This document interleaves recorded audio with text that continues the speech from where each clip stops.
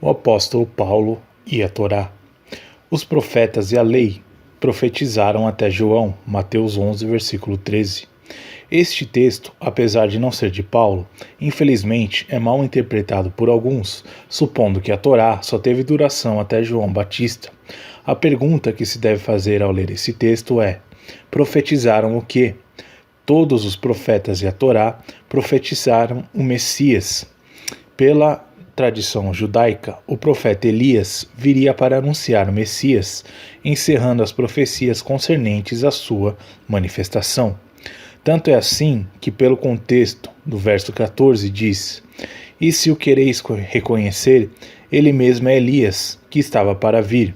Sim, esta é a profecia que se encerra em João, as profecias messiânicas. A interpretação errada deste texto está em afirmar que os Neviim deixaram seu valor em João. Esta é uma interpretação tendenciosa e sem sentido. Para piorar a situação, a versão Almeida Revista e Atualizada, edição largamente utilizada entre evangélicos e cristãos no Brasil, em Lucas traz uma tradução diferente do original. A lei e os profetas vigoraram até João, Lucas 16:16. Mais uma vez, uma demonstração clara da tendenciosidade de alguns tradutores cristãos em relação à lei. No original, simplesmente não existe a palavra vigoraram.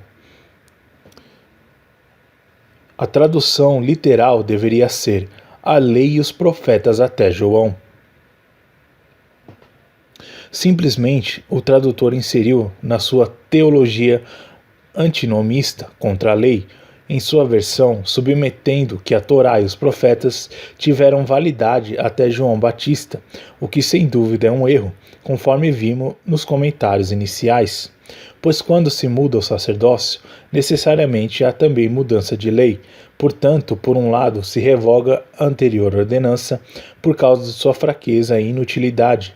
Hebreus 7, versículos 12 e 18.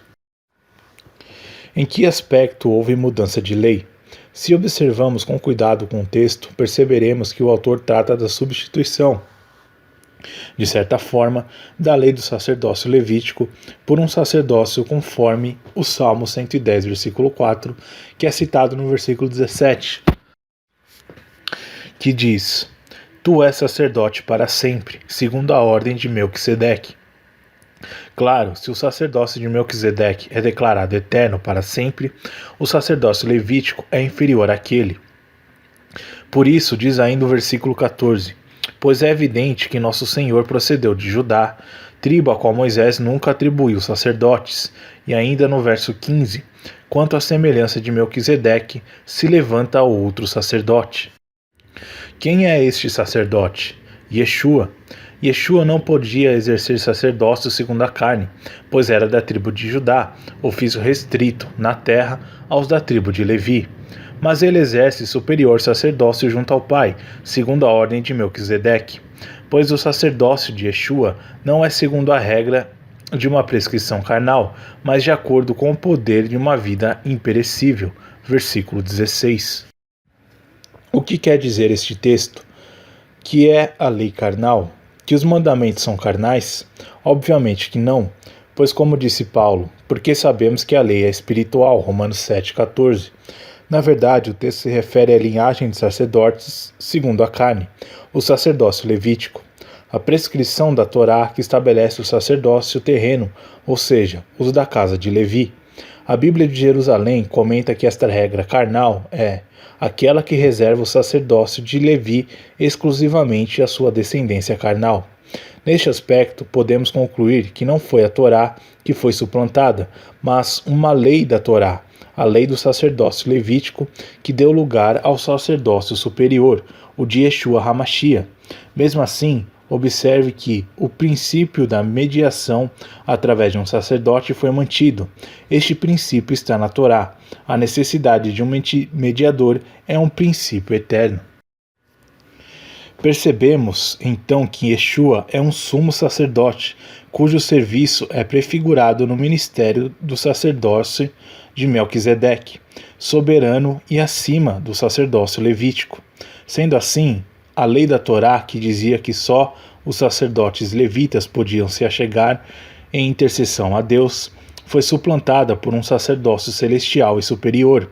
Por isso, ainda diz: com efeito, nos convinha um sumo sacerdócio como este, santo, inculpável, sem mácula, separado dos pecadores e feito mais alto do que os céus.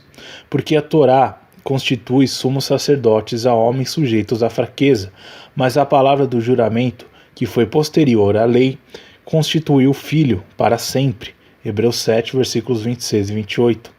A palavra do juramento se refere à promessa que o Eterno fez no Salmo 110, versículo 4.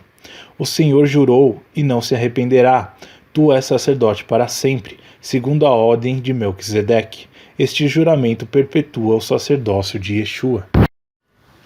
O texto em nenhum momento faz referência à mudança da Torá por outra Torá, mas na mudança de uma lei, a do sacerdócio levítico.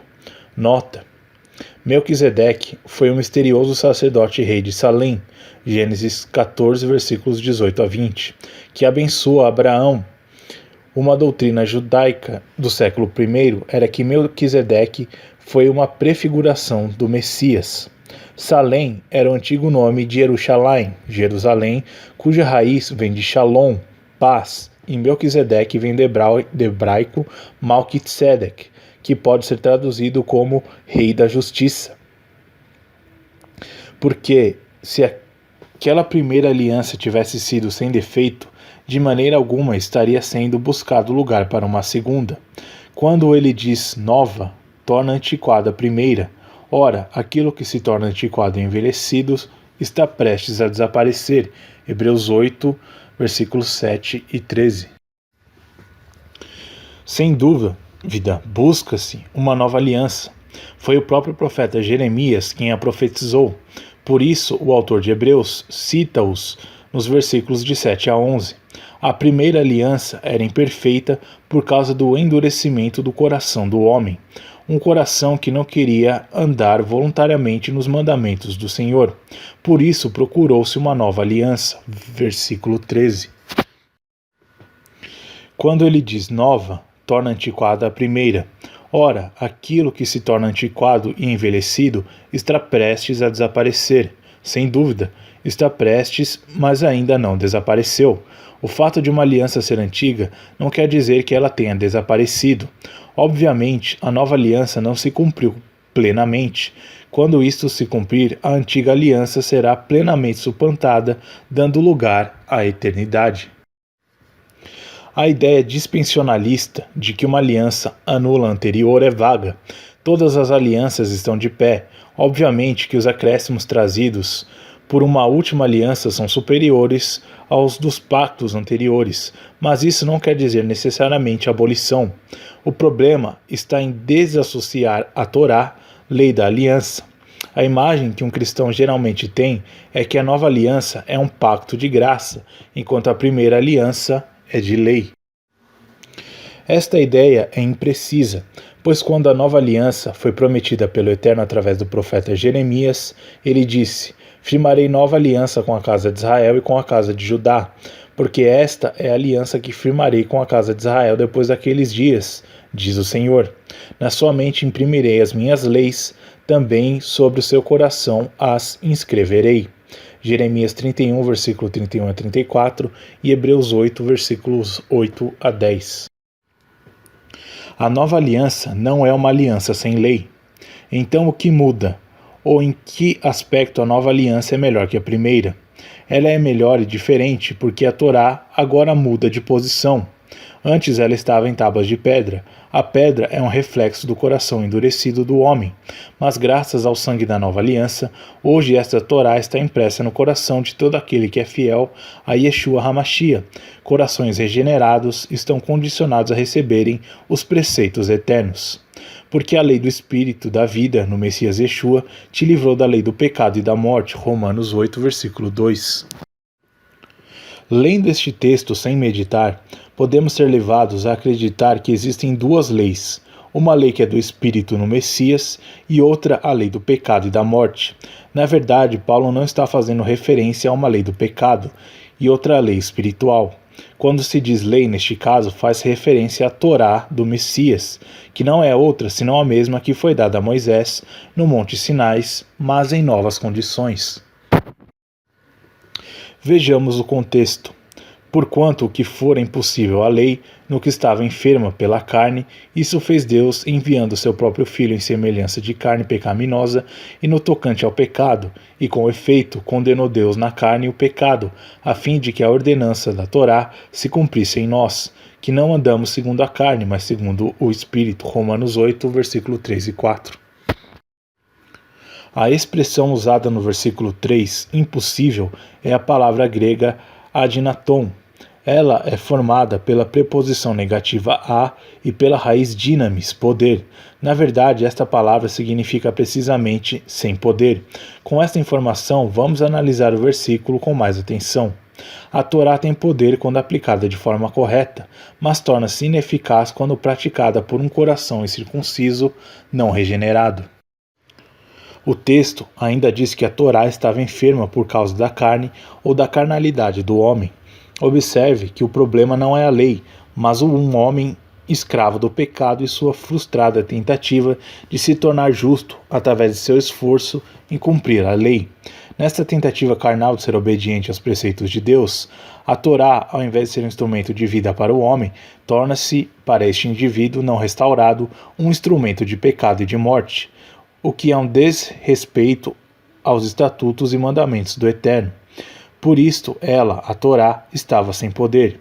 Então, qual foi a solução de Deus para este problema da obediência carnal? Diz ainda: enviando o seu próprio Filho em semelhança de carne pecaminosa, e no tocante ao pecado, e com efeito condenou Deus na carne o pecado. Perfeita obra de Deus, já que o problema do homem cumprir os mandamentos de Deus era a carne. Então Deus envia seu Filho como o homem, semelhante ao pecador, para destruir o pecado que tanto impediu o homem de cumprir os mandamentos de Deus. Deus fez tudo isso para quê? A fim de que o estatuto da lei se cumprisse em nós, que não andamos segundo a carne, mas segundo o Espírito, versículo 4. Agora, libertos do pecado pelo sacrifício do Messias, o estatuto da Torá se cumpre no indivíduo. Antes cumpríamos a Torá, mas agora ela se cumpre em nós. Sendo assim, agora a Torá volta ao seu propósito original, ser uma Torá do Espírito da vida e não mais uma Torá do pecado da morte. Versículo 2.